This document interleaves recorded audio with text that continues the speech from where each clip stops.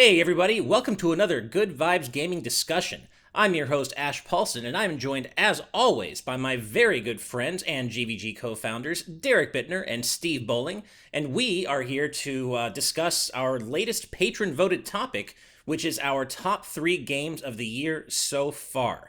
Now that sounds official. It sounds really important, but this is not going to be like we're not officially awarding anyone anything. We're going to have our first official GVG Game of the Year discussion, of course, toward the end of the year.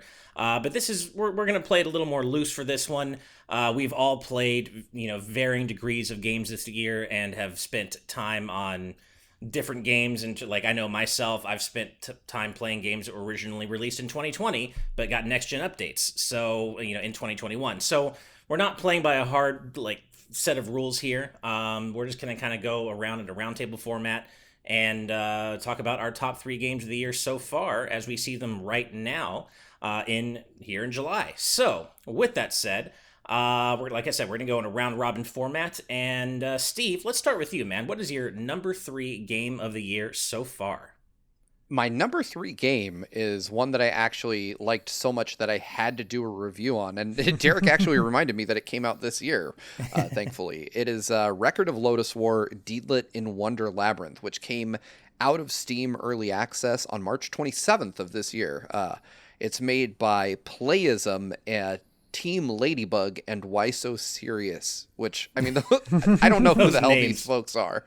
But it is just the closest thing to Symphony of the Night that is not a Castlevania game that I've ever played in my life. It is utterly fantastic. I have a feeling that this will probably be in my top 3 by the end of the year still. Wow. It's just which is that saying damn something. Good. Yeah, I'm very confident. This year is pretty stacked towards the back half, so we'll see how that changes. But as of right now, this game, I just could not get enough of it. I just bought it because I had seen a GIF of it on Twitter, and I was like, oh well, that looks kind of neat, And I was like, I'll just buy it, play it, and it'll be something that I never talk about. And then the more I played it, the more I was like, Jesus Christ, I have to do a video about this game. No one knows this thing is out there, and it's so good. And I'm hopeful that later this year it'll get a Switch release, because apparently Team Ladybug has been porting their previous projects to the Switch. Very cool. They've made a bunch of Toho games, so I'm hopeful that they can work out the licensing and get Record of Lodoss War onto the Switch. I think it's a perfect game for it. It's got gorgeous pixel art. It is like a light Metroidvania. It is just absolutely fantastic to play. Talking about it now, I'm getting a hankering to go back and play through it again. But well, you're in luck, Steve, because I just saw a report today when we're recording this that it just received its final update with all of its bells and whistles, final bells and whistles that they're putting in there. So there you go. Oh wow! Maybe I guess it is time to go back and play it again. Yeah. No, it's funny. I had completely forgotten you had played this game, just like you said. But I love when that happens, when you just discover a game that you were not looking for, that you were not expecting, but it just absolutely pulls you in. You're like, I can't imagine not having played this game. I love when that happens. Just kind of a happy accident, discovering a game you never would have been looking for otherwise. Oh, absolutely. This is one of those games that I think I've been shouting at Derek that he needs to pick this up and play it. I know that we don't have the time usually, but it's like a short 5 to 10 hour game, and it is, oh God, it's just a trip. It is absolutely lovely. And I hope that, it does end up on the Switch, and I hope they make more games of this style, just because damn it. I wish I wish Konami was still making Castlevania games that felt this good to play. Yeah, right. I mean, you definitely got my interest, and it looks gorgeous looking at the visuals for your review. It was one of those things that immediately catches your eye. I just don't play PC games too much, which is why it being ported to the Switch would be really nice. Yeah, I couldn't agree more. And apparently, I picked up their other games on the Switch, and they're good, but they're just not the same. It's clear they've been refining this genre, or rather their skills in developing in this genre over the years, because the last game was like a Toho game that was a Metroidvania, and it has a lot of what makes Lodoss War great, but just it's definitely lacking something. And I think it's the characters, honestly, but Yeah, I would be excited to see this pop up on Switch. I would definitely buy it and play it again. But for now, it is easily one of my favorite games this year. I feel like in the first half of 2021, there hasn't been a ton that has been released specifically within this year that has stood out for me. There's been good games, but nothing like absolutely great, or rather very few that are absolutely great. So coming up with the top three turned out to be really easy for me. Nice. Okay. It's funny that like I think Derek and I are feeling the same way, except that made it harder for us to come up with our top three, at least based on some of the pre-discussion or pre-recording discussion we had, because I know I feel much the same way you do, but that kind of made it harder for me to pick my top three, only because I feel like I, again, haven't played a ton of games that released specifically in 2021 yet, but of course we'll have way more to talk about by the end of the year. But with that said, Derek, let's go ahead and move on to you, man. What is your number 3 game of the year so far? Well, it's funny you were mentioning all that about making it hard. It's like, the thing is, I looked over at the games I played specifically from 2021 that I've played this year to completion at least, and I came out at 5. So picking a top 3 was not that hard. I just had to pick up. I just had to cut 2. But that said, I feel like the quality of the games I've played this year are pretty good. And my number 3 game ended up being one that I've been excited for quite a while, ever since it got first revealed, and was dying for any type of information about its US release. And we finally got it, and I think it was worth the wait. And that's Persona 5 Strikers. Nice. Which, man, it's been so long. That was so early in the year, I kind of forgot it came out this year. But I saw this like, oh, right, yeah. Did play that, and it does serve as a quite good sequel to Persona 5.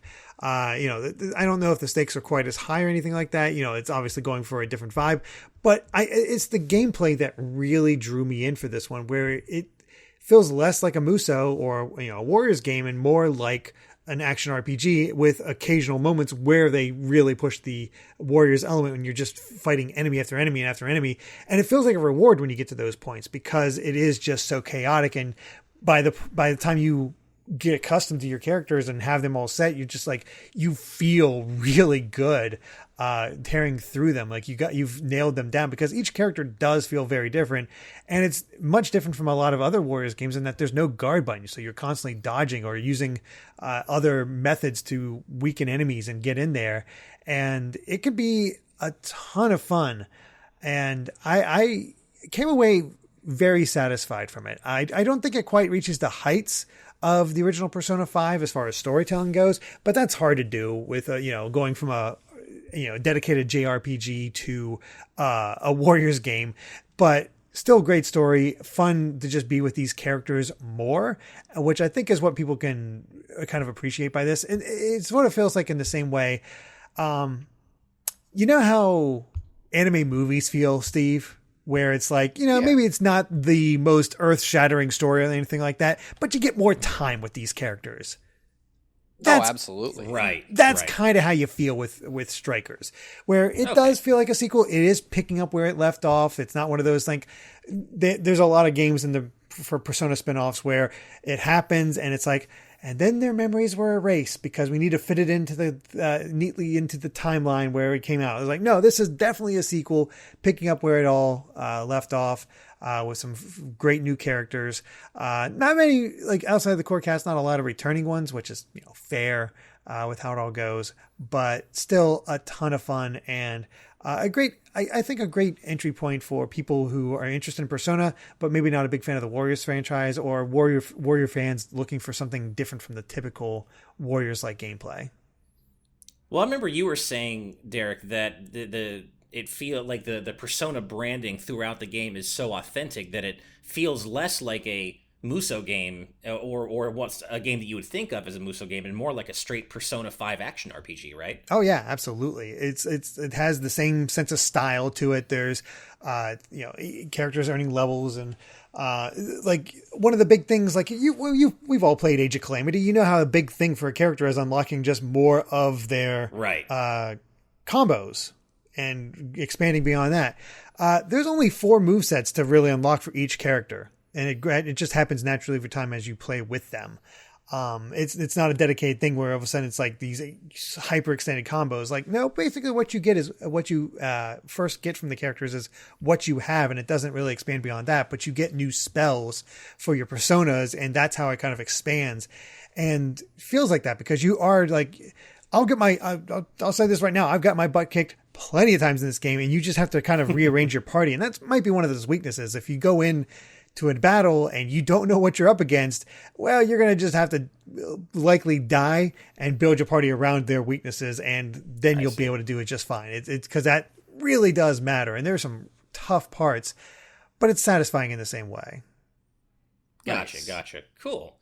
All right. Well, I guess that means I'm up then, and like I said, I feel like I've obviously played quite a fair amount of games this year, but just I feel like it's been uneven compared to games that specifically came out in 2021 versus ones that came out in 2020 and maybe got next gen updates for 2021. So it's a bit touch and go for me. But with that said, I think my number 3 game of the year so far is going to surprise you guys because that game is Balan Wonder. I'm kidding. It's not. No, my number 3. I couldn't even finish saying it. I couldn't. You've not really played a lot of games this year, Ash. Yeah, right. No, my number 3 game of the year so far is specifically the episode intermission portion of Final Fantasy VII Remake Intergrade. I don't want to say FF7 Remake Intergrade in general because I already gave FF7 Remake my game of the year last year, and it easily was that. And I haven't had a chance to play through the whole game again in the PS5 version, and I still probably wouldn't qualify it since I did give it my game of the year last year. But episode intermission, you guys, it is such a wonderful bite-sized chunk of new and more game in the FF7 Remake universe. I am so happy with how well they absolutely nailed Yuffie's character. Yuffie has always been one of my favorite characters in FF7, and just seeing how they realized her in the remake universe, she's perfect. She's spunky, she's a little bit clumsy, she's funny, but she's also determined and has like a real emotional there's a real emotional undercurrent to her quest in episode intermission. And for someone that you only get to know, you have never met before prior to episode intermission, her partner Sonon is really endearing as well. I had grown to really be attached to him over the course of intermission and really enjoyed their banter. They have a lot of great banter going back and forward, and I just love how episode intermission builds out the universe of Remake. You hear a lot more than you ever did in the original FF7 about what Wutai's up to, their war with Shinra, how that has affected Yuffie and Sonon and their families. There's just a lot more context than there was before. And then, of course, playing as Yuffie. Square Enix did it again. I think we would all agree that in FF7 Remake, they did a great job making each character in the main party feel very different from one another. Cloud feels super different from Tifa, who feels super different from Aerith and Barrett. And Yuffie is the same. She's, I would say, the first character who in Remake who excels equally in close range combat or long range. She has a lot of cool tricks she can do with her long range ninjutsu with different elemental affinities, but she can get up close and personal, and she just feels different than any of the main cast in Remake proper. So playing as her feels like a true treat, and it never feels limiting that you can't directly control Sonon. This is, of course, Yuffie's game and or Yuffie's chapter, and it makes sense that she is the only playable character. You can still choose commands for Sonon, but it is all about Yuffie, and guys, she's just so fun to play. And Steve, I think you played Intermission, right? Yeah, I played it all the way through. Nice. So you know what I'm talking about in terms of how great Yuffie feels to play in the context of Remake and its battle system. Oh, absolutely. I think that she delivers a really unique type of combat. I really love the kind of like distance moves that you can do with her gigantic shuriken, and then I don't know if it's technically ninjutsu, but like the little spells that you can cast to keep her fighting from a distance. That took me a little while to get used to, but once I did, it felt like I was playing something that was completely different than the rest of 7 Remake, and I really enjoyed that about it. Yeah, same. And of course, then it just goes without saying that this is an absolutely ridiculously gorgeous game. Whether you're playing it in fidelity mode at 4K 30, or you're playing it in performance mode at a buttery smooth 60 FPS, this game looks absolutely incredible. It's one of the best looking games I have ever seen. And then of course there's the music. The FF7 Remake's music needs no introduction. It was incredible, and they absolutely keep that going with intermissions music. There are so many callbacks to original FF7 music tracks if you're listening for them, especially ones like Yuffie's theme, Wu Tai's theme, and the way they weave them into these new compositions is just so clever, so masterful. And there's also just a wide range of musical genres represented in Intermission, which is pretty impressive considering it's only, I'd say, 5 to 7 hours, unless you're doing absolutely everything, like you're doing all the Fort Condor stuff, and maybe it's a little longer. But it's sorry, go ahead, Derek. I was going to say, as somebody who did all the Fort Condor stuff, it's definitely a bit longer, because my first 4 hours, 3 hours of that was basically Fort Condor, which is addictive. If you get to it. Of course, I found out after I beat the Grand Master that, if you talk to the Happy Turtle guy, you can get better stuff trade into. Boy, that would have been useful. You only found that out after? That sucks. Yeah, I mean, I did it. I beat the Grand Master with the start of the stuff you just won from beating all the other people. Because I had that game kind of down. It took me a few tries, but I still did it.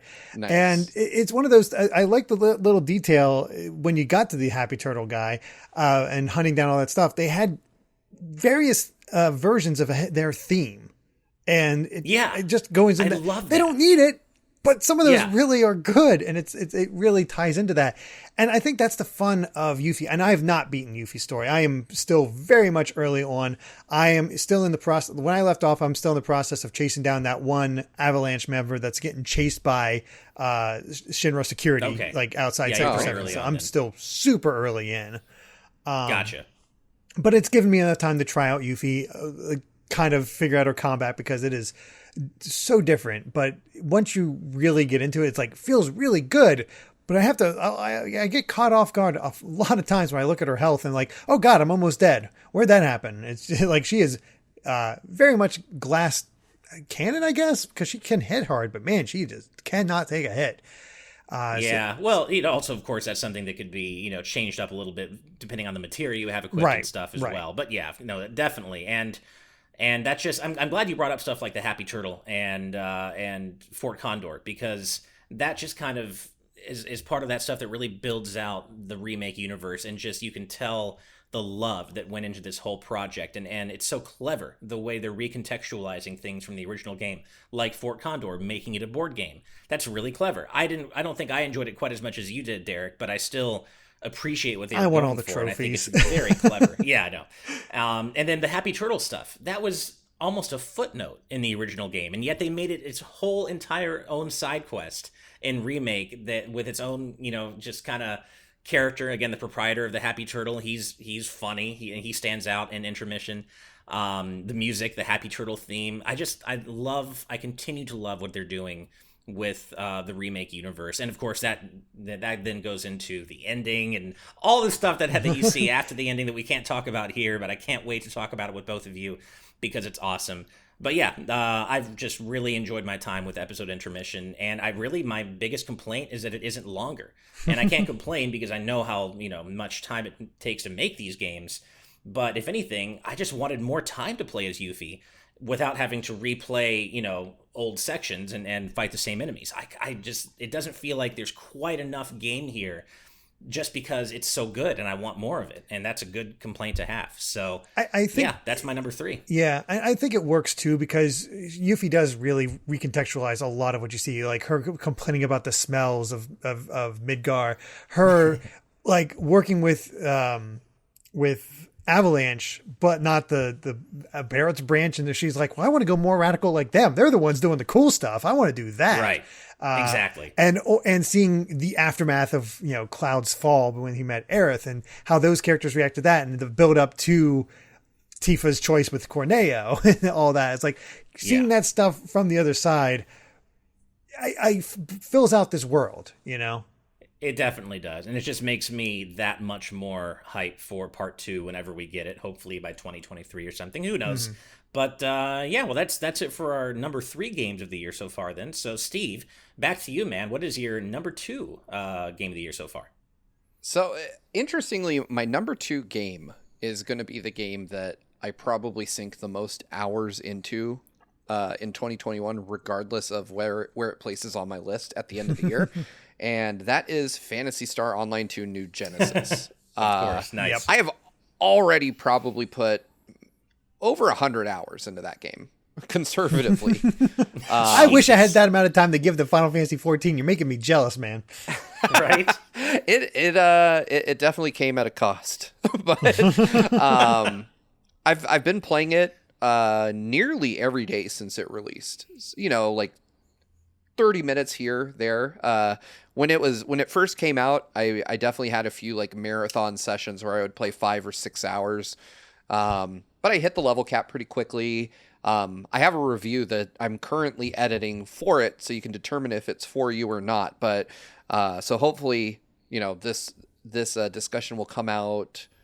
We're scheduling it for Thursday, so the review may or may not go live the same day as this discussion. So if it's already there, check it out. If not, wait just a little bit longer. It'll be right there. But basically, you know, you all know that I'm a huge fan of Phantasy Star and of PSO specifically.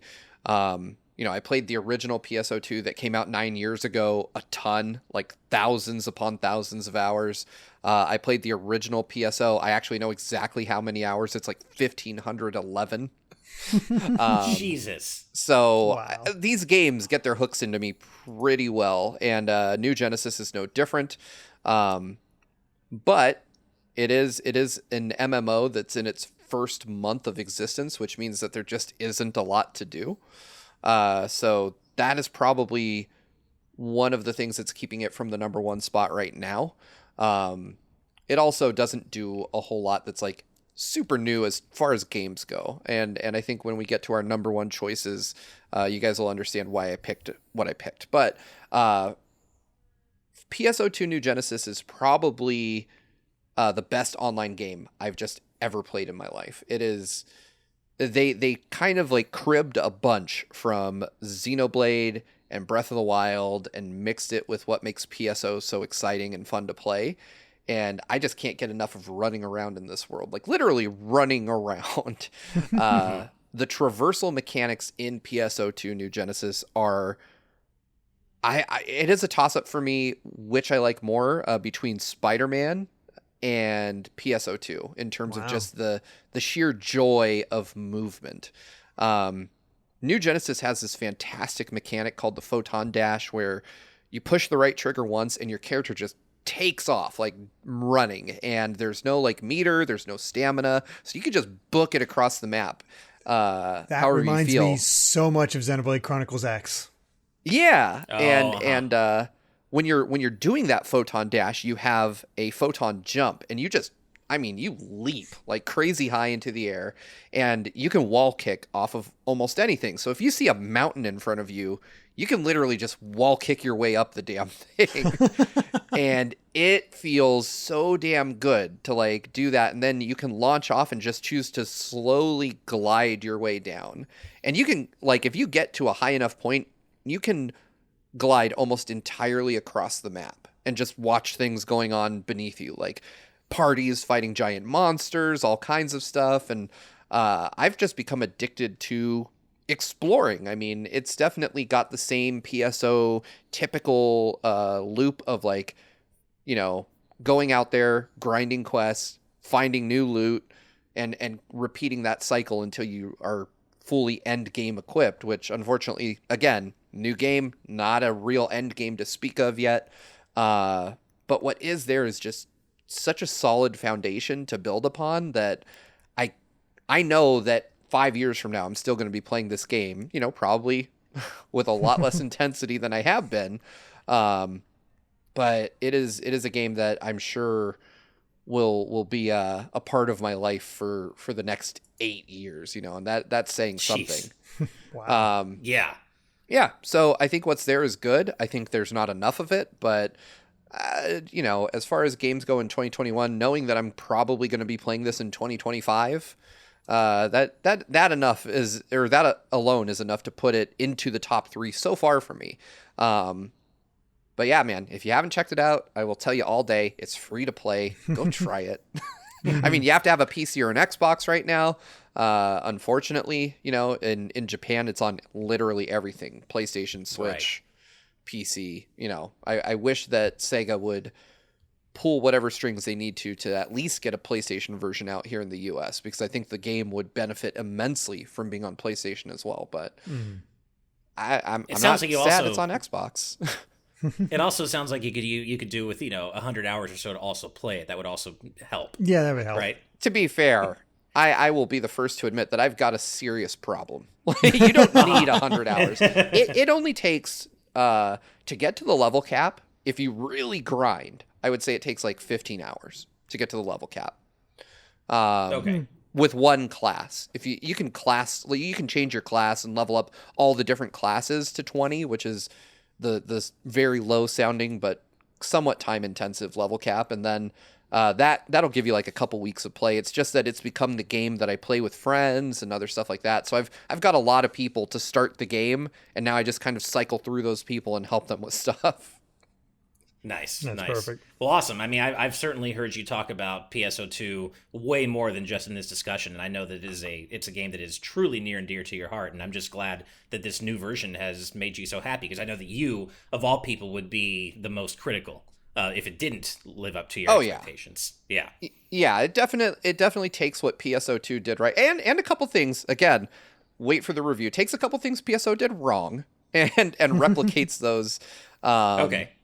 Usually to great effect, but when it does, it lifts some things that I truly disliked about PSO2, which I talk about in the full review, and I wish that those things would go away. But if you're familiar with free-to-play MMOs, then I probably don't need to tell you what those bad things are. Right, exactly. All right, cool. All right, well, then that brings us back to you again, Derek. What is your number 2 game of the year so far, man? My number 2 game so far this year is Resident Evil Village. Nice. I was hoping to get a review out for it, but E3 happened because I did not get an early copy, so I had to get it out of release, and just did not have the time. But I played through it because I was hoping to review it. Might still try it, but it's so far out now, so I'm not sure. But that said, this game is fantastic and an excellent continuation of what was sort of established with Resident Evil 7. And, it has the typical wacky Resident Evil plot. You can't take it too seriously. I think this game is far less scary than 7, personally. There's only a handful of moments I can think of that I would consider truly scary. But the great thing about it is the sheer amount of variety that they put in there, where you're introduced very quickly in the game to basically the 4 lords of this village, and you have to take on each one at a time, and each section feels like a completely different game. Well, not even a completely different game, but it just feels like a completely different set of circumstances that you're dealing with, and it makes it all feel much more unique. You got the castle gameplay, you got the this sort of haunted house vibe for another one, think Resident Evil 4 Lake for another section, and then Industrial Factory that just goes all out. And you get to see Resident Evil's takes on a lot of classic movie monsters. Of course, the Lady Dimitrescu with the vampire, and Frankenstein, and the creature from the Black Lagoon, and all that. It's fun to see their takes on this, and then get that little bit of lore towards the end about how that all ties into the typical Resident Evil plot and where it might go from here. It's again silly, but dang it, it's fun. And I think that's the big thing here, is it's just a lot of fun. There's a nice funhouse feel to it. A lot of crazy things that happen. And I just ended up having a really good time. I'm not sure if I consider 7 or 8 better, but I think they're pretty much on equal terms for different reasons, at least in my mind. Wow, well, that's high praise, because I know you were a big fan of Resident Evil 7 back when that released, and I've certainly heard 7 and 8 compared by several people to be more or less equal footing, just with 8 having a bit more of an action focus and 7 having a bit more, I guess, of a pure horror element to it. But yeah, I from what I've seen of it, I played the demo. I really enjoyed it. Just one of those games I haven't had time to get to play. I would like to, because I've always enjoyed Resident Evil kind of casually. So yeah, no, I remember you talking about how much you were enjoying it when you were playing RE8, Derek. So I'm glad to hear that it was worth the wait for you. Yeah, I absolutely enjoyed it. And it does have, there's one line that happens, and I'm not going to spoil it, but it's during one of the boss fights, and just made me laugh out loud. It's like, all right, well played game. That's always going to stick out to me, because it's just one of those wink and a nod moments that it can be kind of fun with these long running series. And I just really found myself caught up with the game and enjoying what it does, and surprised with some of the turns it takes. It's a good time. And I think, like, I know, for example, Steve, you're not a huge horror fan. There's a few moments that'll get you. I think you can handle it for the most part. Yeah, I've been wanting to try it. I own the game. I just, have had other things to play, and it's one of those ones that I'm gonna probably need to play in a well-lit room when I start, at least. But I have watched some footage here and there, and it definitely looks like something that I could probably not be too worried about it freaking me out too much. Yeah. Well, I won't spoil it here, but there is a specific thing that I would really love to see Steve's reaction to, and I'm pretty sure you know what I'm talking about, Derek. Oh yeah, I mean that's the thing. Really, everybody, the thing everybody reacts to. Yeah, I watched a few reactions. It was hilarious. I'd love to see Steve's. But yeah, that's one of those things, like you, Steve. I really want to. I mean, I love horror games, so I don't mind playing it in a dark, room at night with headphones on. But I still do want to play it and get around to it. So hopefully I do. But Derek, you provided me with a perfect segue, man, because you were talking about games that make you laugh out loud, and that is one of my favorite qualities about my number 2 game of the year so far. Now, I apologize in advance if anybody thinks this is kind of cheating a little bit, because this game did not technically come out in 2021. However, the version of it I have been playing did.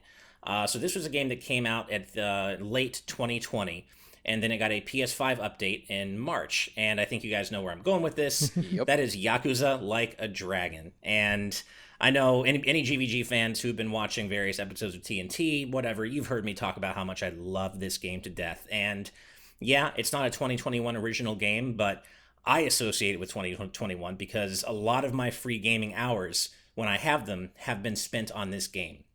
I think I haven't finished it yet even. That's how, it's a huge game, but I'm about 50 hours in, I think now, 50 to 55 over, the last few months. And it's just a game that I don't mind kind of just hacking away at bit by bit, because it is just such a wonderful world to explore, to be a part of. Yokohama is just, it feels very lived in. It's so dense, and like the map itself isn't huge, but the area itself is so dense, and it's not as though Yokohama is the only area. There's Kamurocho, there are a couple of other areas, and this setting is just packed with things to do and weird characters to meet, and the weirdest of all are your own band of misfits, the main party, of course, led by the main character Ichiban Kasuga. And I've said to you guys before, he is one of my favorite new characters of all time. I've never gone from having no idea who a character is to wanting someone in Smash so quickly. I love this guy, and it's interesting to play as a character who sees himself as, he's basically a big nerd. He sees himself as the hero of his own video game life. He basically, when you see things through his eyes, you literally see them through his eyes, because the enemies you get into battles with, they're just weird social misfits, but they have like red demon eyes, and so he literally sees them as monsters. He's a big Dragon Quest fan in universe, and you just like, with a lot of Japanese games, especially Japanese RPGs, and Steve, I know you and I have talked about this. You are considered to have one foot in the grave by the time you're like 30, 35, right? Yeah. Like those characters are treated as old people, right? Like absolutely. I remember. Go ahead, Derek. What was it? Final Fantasy VII. Isn't Sid like only 35? Yeah, exactly. And maybe I thought he was like 50 when I was played that for the first time, and then you find out he's 35. I'm like, what the? Yeah, and there's a character in Tales of Vesperia named Raven, who's like he's described as like this washed up old gambler. He's 35 or something. It's ridiculous. And so in this game though, in Yakuza, your main character is, I think he's 42 years old. Kasuga is 42. He spent a lot of time in prison. I won't go into the reasons why. That's all story stuff, and I would not want to spoil the story. But essentially, you after a time jump happens, you're playing as Kasuga, who's in his early 40s, and a lot of his life has been spent behind bars. And he gets out of prison with nothing to his name. He's basically homeless, has no money. And it's a really the way the game takes that feeling and like the other characters that Kasuga meets, like Nanba is one of the other main characters. He's a homeless guy when you meet him, and you eventually find out what made him homeless and everything. But these are people you meet who are building something up from nothing later in life. Another one of the characters, Adachi, I think he's in his early 60s or late 50s. But they're not treated as jokes. They're treated as people with dreams and hopes and aspirations, just like anybody who's just fresh out of college or who's a kid or in high school, whatever. They're not treated as jokes who are washed up and old. They're treated as legitimate characters who just happen to be older. And that's just one of the many special things about this game. The story is incredibly interesting, and I know this is something I need to remedy myself because so many of my friends have told me I need to play Yakuza 0 through 6. But the way Yakuza Like a Dragon, and I guess the series in general, so finely threads that needle between super dramatic Yakuza soap opera, like people dying and really dark shit happening, with just completely off the wall humor, just like what the hell kind of humor, but it treats them both like with the utmost love and respect, and neither feels out of place. And I have to, when I'm talking about the humor, I have to like explain what I'm talking about here, because some of these enemy names, right, like the writing is great in this game.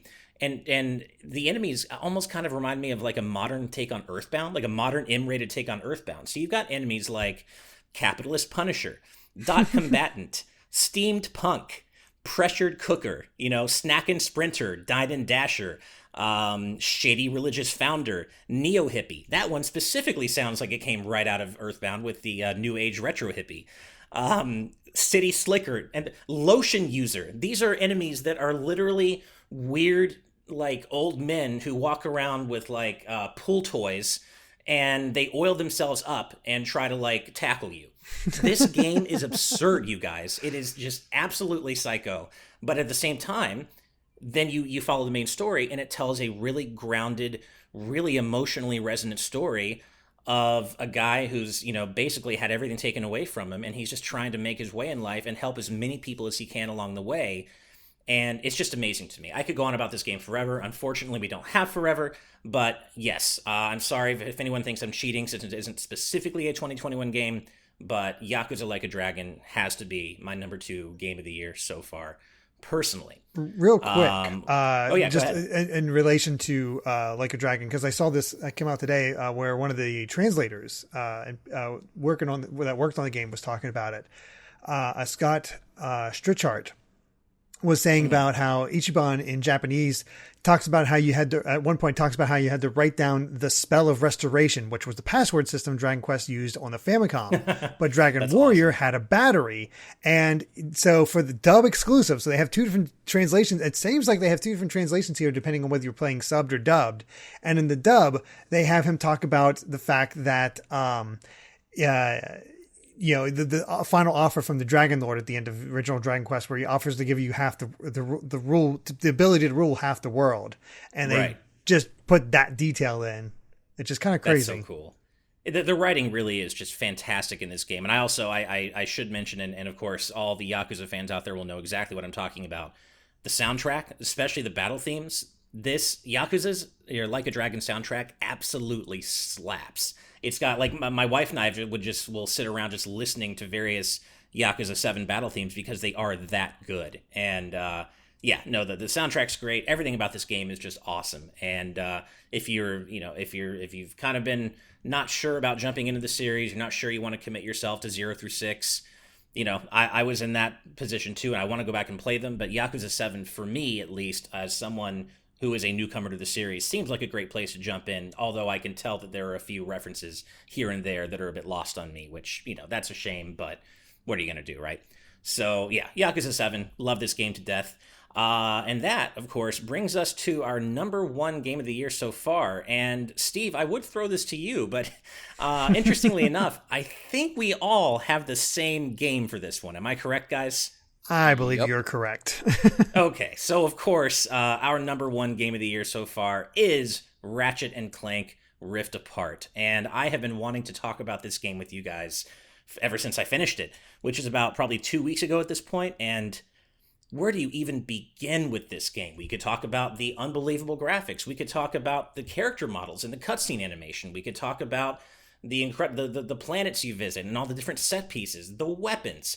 There is so much to just adore about this game. But Derek, you are our resident Ratchet and Clank super fan, so I want to throw this to you first.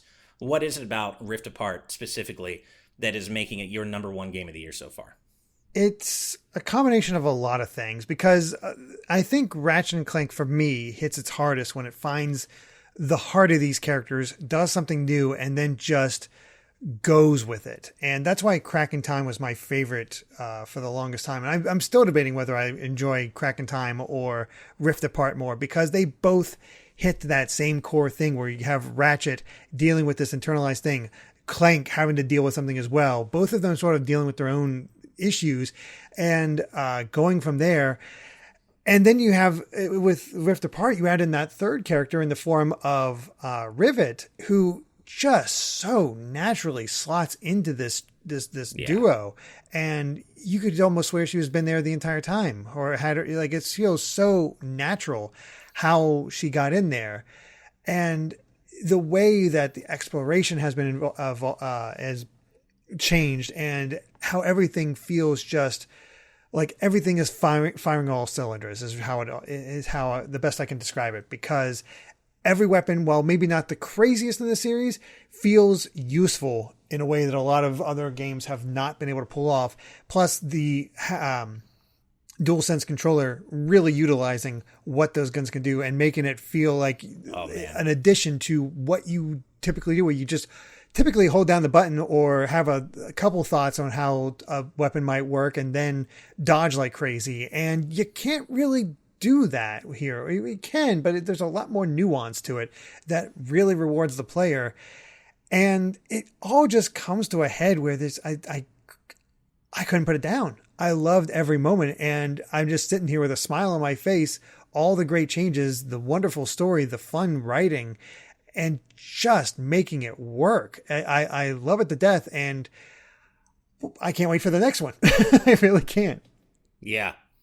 No, I mean, same. We could have a whole discussion, or I could have a whole discussion just on the DualSense support in this game alone. That is how mind-blowingly good it is. But Steve, I want to give you a chance to wax poetic about this incredible game as well. So what about Rift Apart specifically do you love, man? Man, so Rift Apart, I'm going to echo some of what Derek said. It works for me on a number of levels. But I obviously I'm not the same level of fan as Derek, but I think one of the things that it does extremely well is that it introduces you to a universe that's been going for decades at this point, but doesn't make you feel like you need to know anything about it to get into this game specifically. Like it is such a well-directed game in terms of, like, they make it obvious that longtime fans are going to know certain characters, but they don't expect you as the player to understand all those references. Like, you can easily point out, like, oh, hey, that character is very clearly from a previous game, and Right. Ratchet and Clank very clearly know who this is, but they're not going to, like, beat you over the head with that. It's just all done through, like, clever dialogue or camera shots.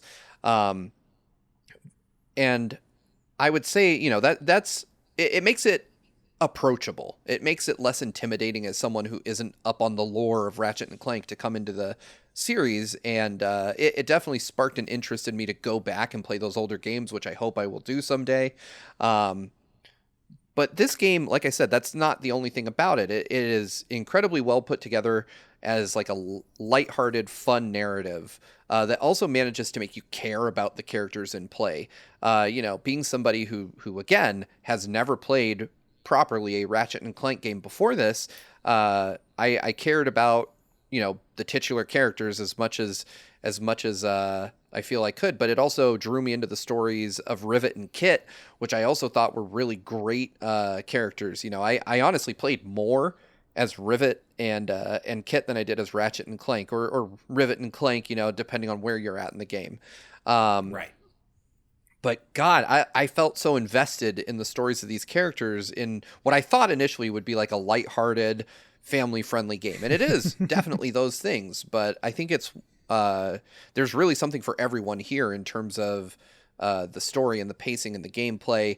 It performs like an absolute boss too. We've talked the gameplay, the gunplay, surprisingly. Like I went into Ratchet and Clank expecting like a fun platformer. I did not expect to get like world-class gunplay out of that. Ash, as you implied, the DualSense usage here is out of this world good. It really is. Like, I've never played a game where firing a gun felt more satisfying. Like, the trigger action on the DualSense in this game is just perfectly tuned. But on top of that, and we haven't even talked about the main core, like, mechanic of the game and warping between levels by going through rifts. Holy hell! Like, yeah, that is ridiculously impressive. Like, this is the game for me that shows off why we all spent so much money to get new hardware. This is the only game out there right now that says like, hey, here's where the extra hundreds of dollars went. You've got something that is, for my money, the best looking game I've ever played and the best performing game I've ever played. And on top of that, it's doing crazy, cool stuff with the new technologies available, the haptics, the SSD and the PS5. This is the game that really shows off everything that this next generation of hardware can do.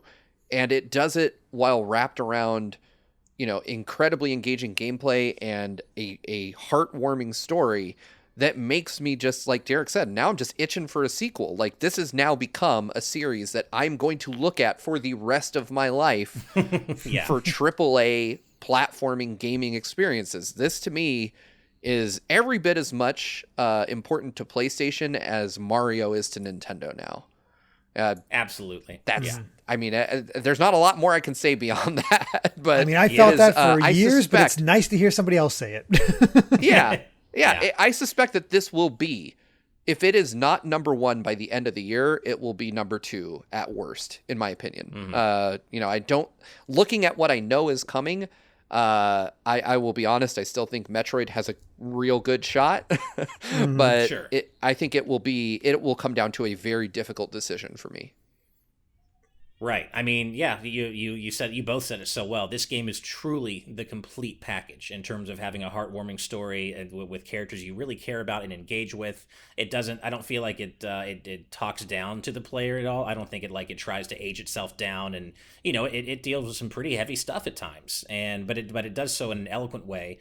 It is an absolute technical marvel.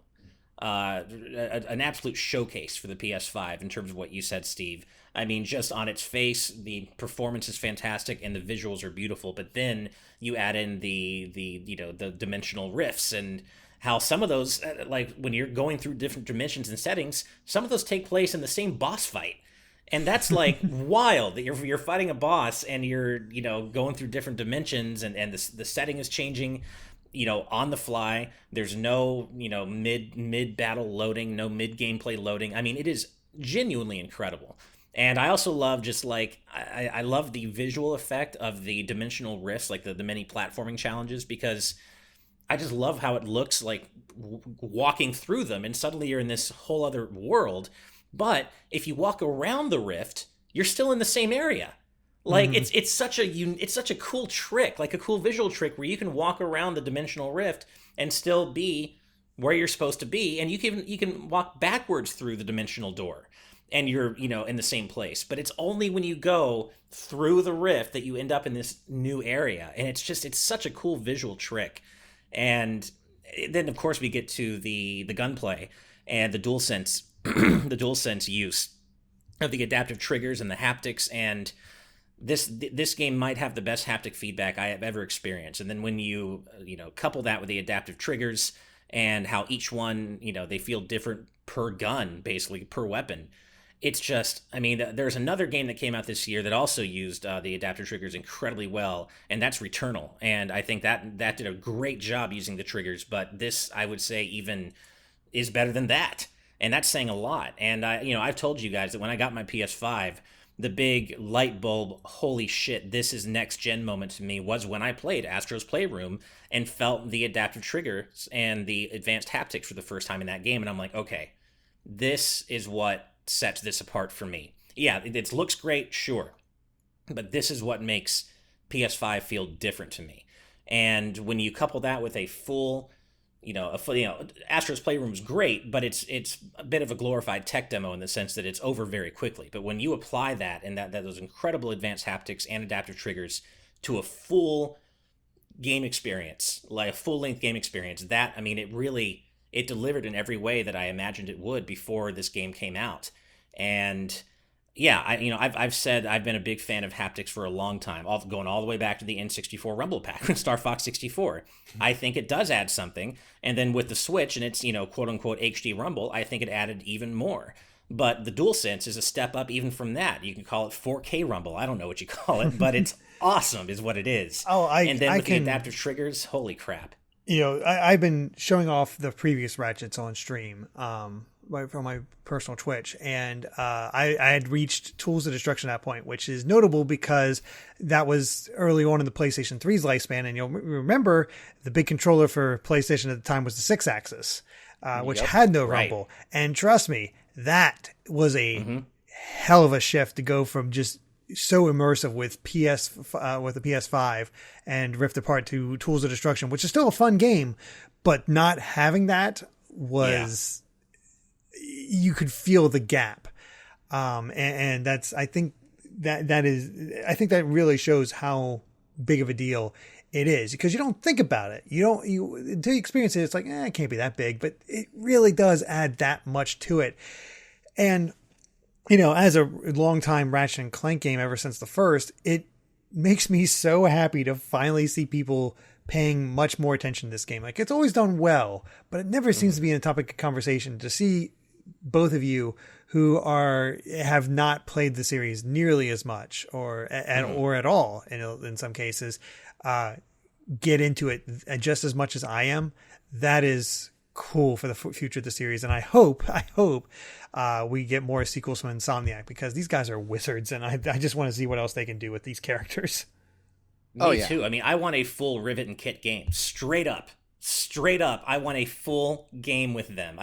Half or slightly more than half a game with them isn't nearly enough. And of course, Ratchet and Clank continue to be incredibly charming characters in their own right.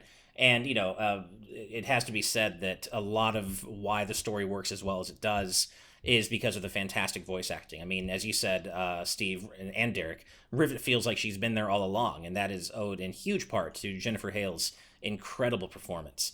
And all the returning characters, I know that not every actor returned. I know the guy who played Captain Quark is different because of some health-related issues and stuff, but in general, these characters are brought to life in a way, not just with their voices, but like their little facial tics, right? They're very slight eye movements. And I think the moment I've figured out that this was my game of the year so far, and I'm not going to go into like major story spoilers, of course, but there is a cutscene that I will just say contains a really important meeting. Characters meet, right, for the first time, and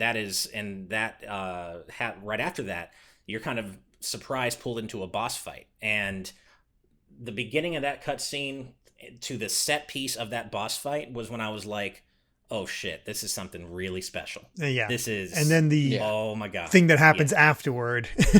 Exactly.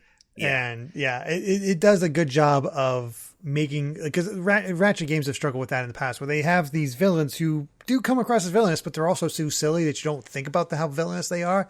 And this one, they found that right balance. They did. Yeah. I think so too.